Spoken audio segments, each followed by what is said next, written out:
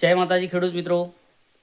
દોસ્તો, 15 ઓગસ્ટ 2026ના રોજ દૂધસાગર ડેરી દ્વારા 66મી વાર્ષિક સાધારણ સભા યોજવામાં આવી અને આની અંદર પશુપાલકોને જે દૂધનો ભાવ વધારો છે તેની જાહેરાત કરવામાં આવી. સાથે સાથે ઘણા મુદ્દાઓની ચર્ચા કરવામાં આવી. ખાસ કરીને આપણે પશુપાલકોના હિતની જો વાત કરવામાં આવે તો એમાં સૌથી પહેલાં પશુપાલકો જે ખેડૂત મિત્રો છે એ લોકો ભાવ વધારો કેટલો આવશે એના પર ખાસ નજર રાખી રહ્યા હોય છે અને એ જ વધુ પસંદ કરતા હોય છે.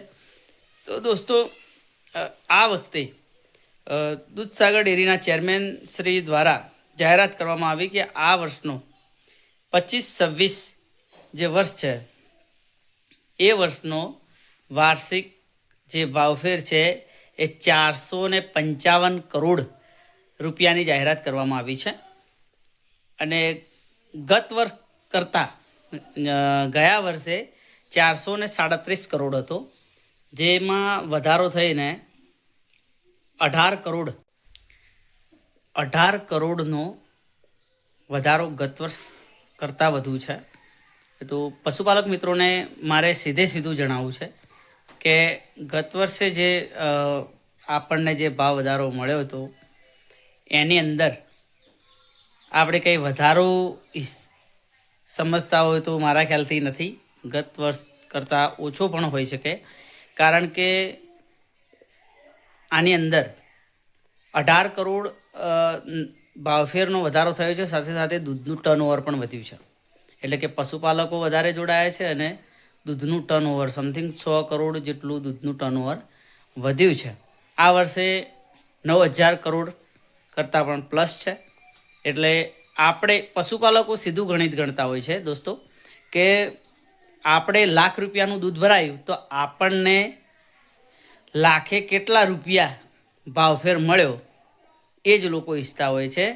એટલે એ જે વાત છે એ ડેરી દ્વારા સ્પષ્ટતા કરવામાં આવતી નથી, પરંતુ આપણે જાણીએ છીએ કે જો દૂધનું ટર્નઓવર વધ્યું હોય અને સાથે નફો આટલો 18 કરોડ જેટલો વધ્યો હોય તો આપણને ઝાઝો ડિફરન્ટ જોવા મળશે નહીં. કદાચ ગત વર્ષ કરતાં ઓછી ટકાવારી પણ બેસી શકે છે.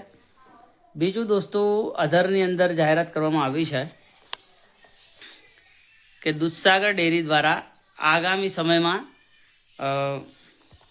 જેમનું 20,000 કરોડ લીટરનું જે ટર્નઓવરનું જે ટાર્ગેટ છે એ પૂરું કરવા માટે પણ ઘણી યોજનાઓ મૂકવામાં આવી છે.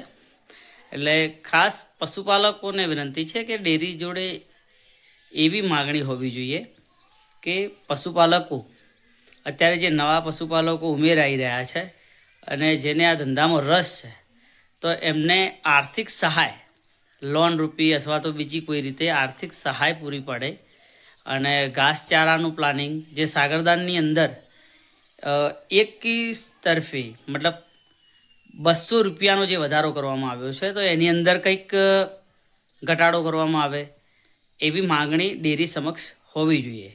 200 રૂપિયા ભાવ વધારો એટલે સમથિંગ કોઈ પશુપાલક છે સામાન્ય 8-10 પશુ રાખતો હોય તો એને 10 દિવસે એવરેજ 2 થી 3 બોરી સાગરદાન જતું હોય છે.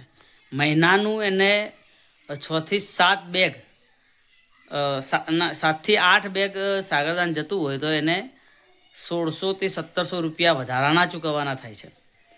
આવક એટલી છે દોસ્તો, અને વધારાની આવક આ જે વધારાને આપણે ખર્ચ વધ્યો છે તો પશુપાલકોનો જે આપણે વિકાસ ઈચ્છીએ છીએ, દૂધસાગર ડેરી જો પશુપાલકોનો વિકાસ ઈચ્છતી હોય તો જે આર્થિક બોજ વધી રહ્યો છે એની અંદર ઘટાડો કરવાનું કંઈક ડેરી વિચારશે તો જ પશુપાલકો ઊંચા આવશે. નહીંતર સર આજે દૂધની અંદર વધારો જોવા મળ્યો છે એ સમયાંતરે જો પશુપાલકોને પૂરતું પોષણક્ષમ ભાવની નહીં પણ સામે જે ખર્ચે પડી રહ્યો છે, 2,000નું દૂધ થાય છે પણ સામે ખર્ચો કેટલો પડે છે એ પણ ડેરીએ વિચારવું પડશે.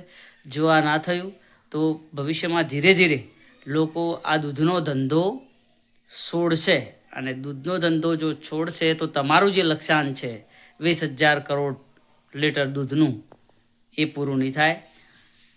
પૂરું થાય પણ એ પછી નકલી દૂધના આ તે બધું કરો તો થાય, બાકી જે ચોખ્ખું દૂધ છે એને મેળવવા માટે જો 20,000 લીટર દૂધનો જો ટાર્ગેટ તમારે પૂરો કરવો હોય તો પશુપાલકો પહેલાં સક્ષમ કરવા પડશે, તો જ થશે. અસ્તુ. જય હિન્દ, જય ભારત.